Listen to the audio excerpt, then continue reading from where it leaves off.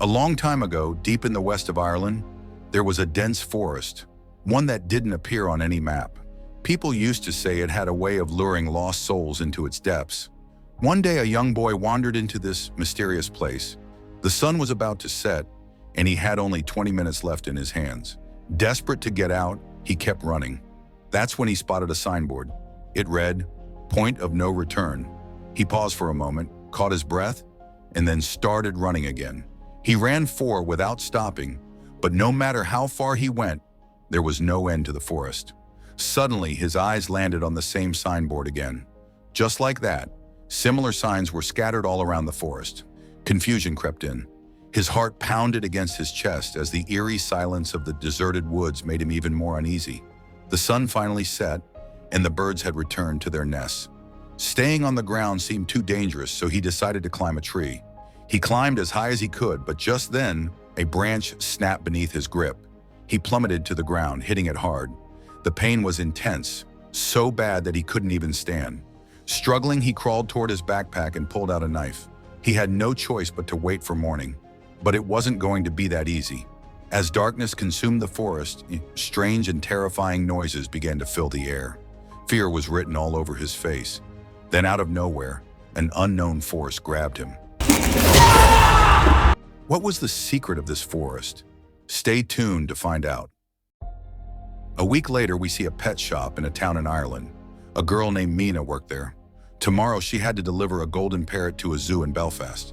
Since it was a full-day journey, she decided to take the parrot home with her after work. Mina was a lonely girl with no family. Her mom and dad had passed away 15 years ago. Now at 28, she still hadn't found a partner. Well, she was trying in her own way. The next morning, she set out for Belfast with the parrot. After driving non-stop for 4 hours, she spotted a gas station. There was a signboard covered with missing person posters. Unaware of what it meant, Mina continued down the same road.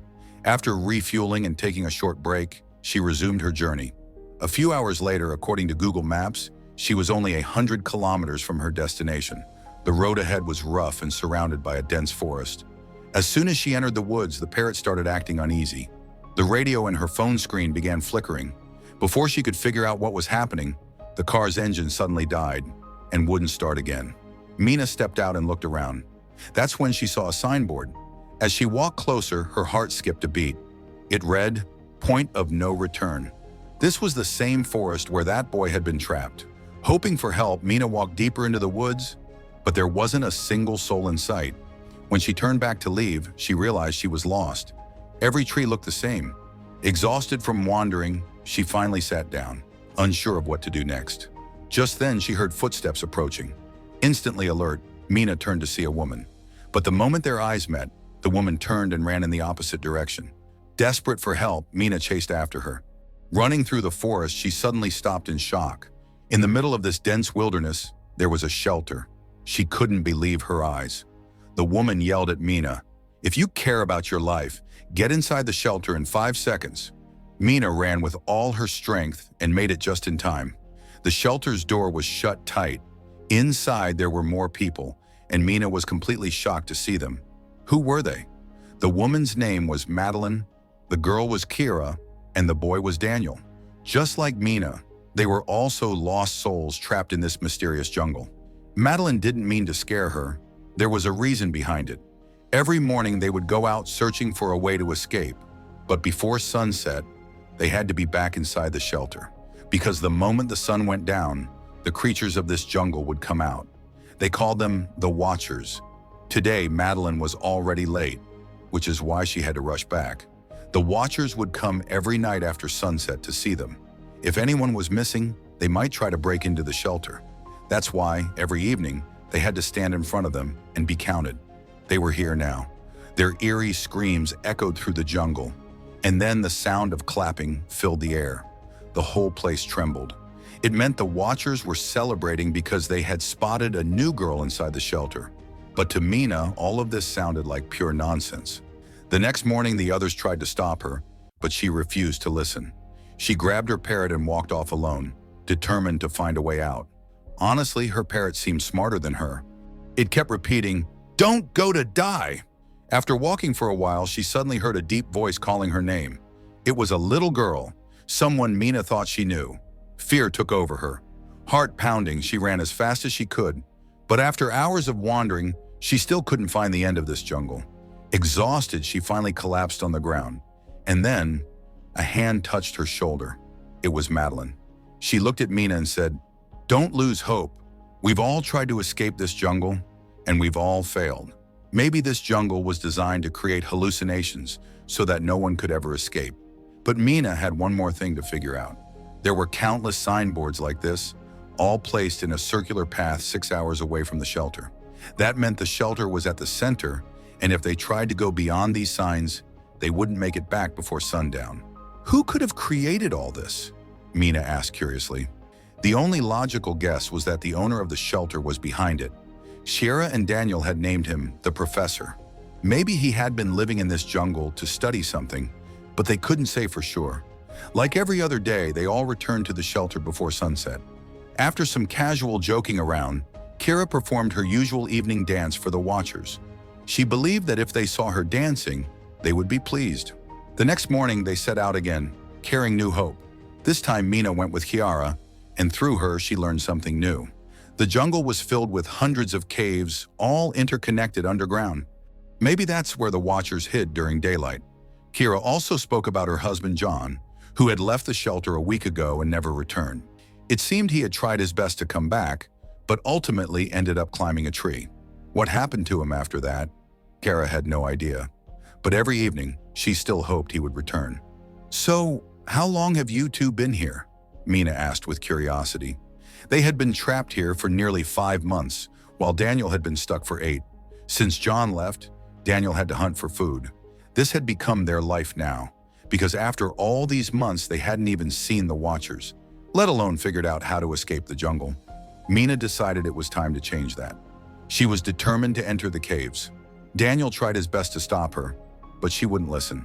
She had been stubborn since childhood, so stubborn that it had once cost her mother's life. His mom was traveling somewhere with her twin daughters. Cold winds were blowing outside. Mina's mom kept telling her to keep her hands inside, but Mina was stubborn. Because of her stubbornness, her fingers got stuck in the car window. And then, they had a terrible accident. The girl she had been hallucinating about was actually her twin sister. The cave was deep, but somehow she finally reached the surface. Inside, there were a lot of things scattered around, including a bicycle. That's when Mina saw a watcher. The moment its hands touched the light, they started burning. She was terrified. Her body froze in fear. But controlling her panic, she grabbed a camera and the bicycle before leaving. To Madeline, they lied. They told her they found the bike and camera behind a big rock. Otherwise, she would have gotten mad at them and started lecturing about the rules. She believed that they had survived this long only because of the rules she had set. According to her, there was a limit, something the Watchers liked. That's why they kept them alive. Now they had a camera. They connected it to the TV, waiting for the Watchers to show up. Suddenly, there was a knock at the door. They could see human feet. But surviving in the jungle after sunset was impossible for any human. Then who was this? The person outside kept coughing. Sierra felt it was John. Just before she could open the door, Madeline stepped in. "That's not John," she said firmly. They had a simple way to confirm it. Kira asked John to name the book he had bought before coming here. But the thing outside couldn't answer. That meant it wasn't John. It was something else, pretending to be him. The next moment, it started smashing the camera and attacking the glass wall. After a few failed attempts, it left. Mina finally admitted her mistake. The next morning, they threw the bike back into the cave. Months passed like this, and now cracks had started forming between them. One evening, Mina and Kira saw Daniel tying Madeline up with a rope against her will. When they asked him why, he just said, "From now on, my rules apply here." The next moment, he ran off. Kira went after him to talk some sense into him, while Mina started untying Madeline. The sun was about to set, so they rushed toward the shelter. But Daniel refused to open the door. On top of that, he had locked up Sierra too. Before things got worse, Madeline remembered a hiding spot. They quickly ran there and hid. That's when they saw them, the Watchers. They were tall, really tall, and there were so many of them. As soon as they realized Mina and Madeline were missing, they set off into the woods to hunt them down. Mina and Madeline seized the opportunity and ran back to the door. This time Daniel didn't make a mistake because now he, too, wanted to know more about the Watchers. Madeline had only one way to clear the tension between them. She stepped forward in front of the mirror to calm the Watchers. Then she finally revealed the truth about herself to the others. She was actually a professor of history. She had studied the past of this place. Unlike the rest of them, she hadn't gotten lost in the woods. She had come here to uncover the truth. One night she saw a Watcher, and the Watcher saw her. As the sun was setting, she hurried back to the shelter. That's when she heard a cracking sound behind her. When she turned, she saw the Watcher had changed its form. It was trying to look just like her, but it couldn't copy her completely. That's why every night they came back, to observe, to mimic, to perfect themselves. And that's why they would never let anyone leave these woods. Just then, some Watchers started climbing onto the shelter. They had never done that before. Maybe they were trying to get inside. Everyone rushed to block the door with the dining table. As they pushed it, the carpet underneath slid away, revealing a hidden door. Before the Watchers could break through the glass wall, they all rushed down through the secret passage. The walls down there were covered in documents about the Watchers. There was enough food to last for years. Someone had built this shelter to research them. Just then, Mina's eyes landed on a computer system. As she searched through it, she found a folder with a series of videos labeled Daywise. She clicked on Day 1 and learned that the owner of this shelter was Professor Rory Kilmartin. He had built this shelter to accomplish his mission. He carefully selected workers who had no money, no family, people who wouldn't be missed. Once their work was done, he left them outside to die. After years of intense research on Watchers, one day, he came across a different kind of Watcher, one that took the form of a little girl. That's how they managed to capture it. Mina then played the last video. By this time, Professor Kilmartin had failed in his mission. Now the Watcher controlled everything.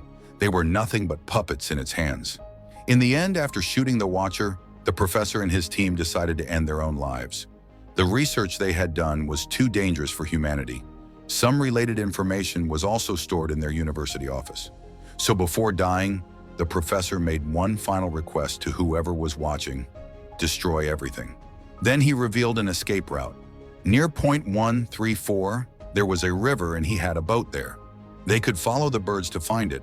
With that, the video ended. 2 gunshots echoed. Finally, after months of terror, they found peace, at least for one last night. By morning, they set off toward point 134. After hours of traveling, they finally reached the location. But beyond that point, there was no turning back.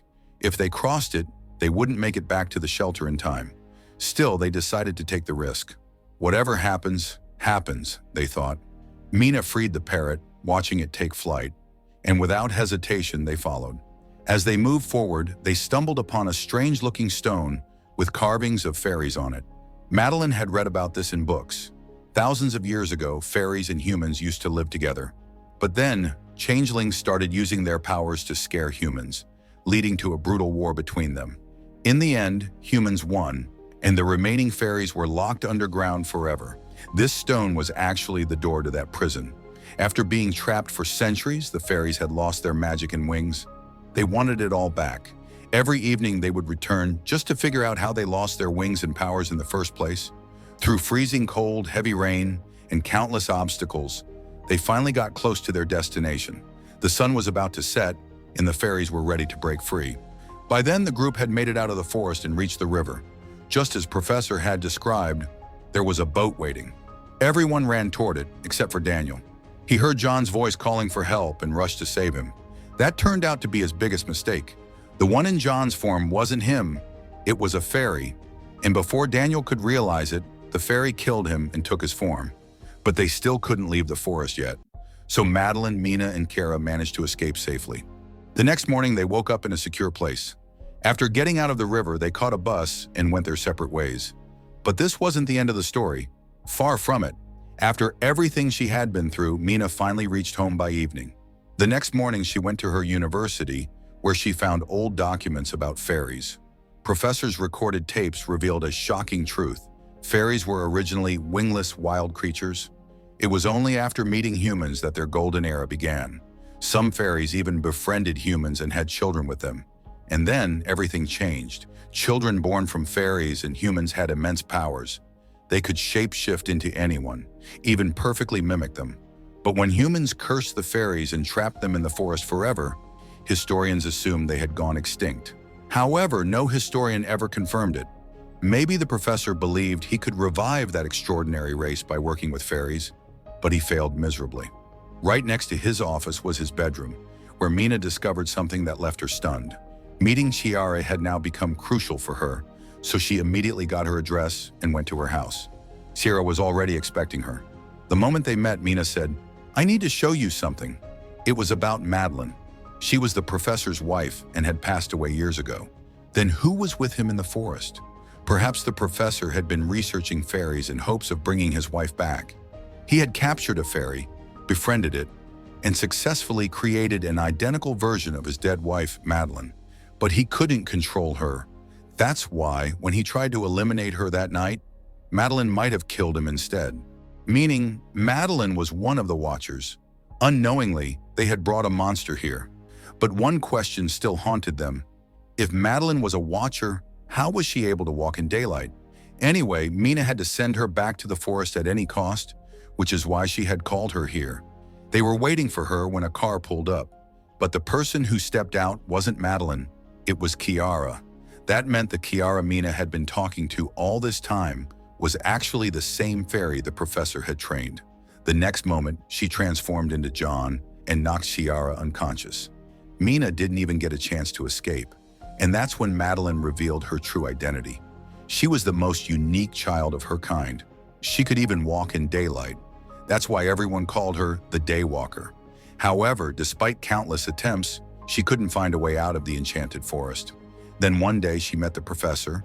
He promised to help her escape, but eventually betrayed her and tried to shoot her. So Madeline had to kill him. Madeline always wanted to know why she was different from her kind. To find out, she stayed close to humans and studied them, but she still never found the answer. Now that Mina knew the truth, she had to die. Saying this, Madeline stepped forward to finish her. Mina swore she would never reveal her secret, but humans couldn't be trusted. They had deceived the fairies centuries ago, trapping them underground for who knows how long. Mina realized her end was near, so she made one last attempt. She revealed an ancient secret. Centuries ago, fairies used to live among humans. The only way to do it was by marrying humans and having children. These children would be half fairy, half human. They could walk in daylight and shapeshift however they wanted. It was all written in history. That meant Madeline was a hybrid of a human and a fairy. There could be more like her, living in hiding among humans. As she finally understood her true identity, Madeline's wings emerged. She spared Mina's life and set out on a journey to find others like her.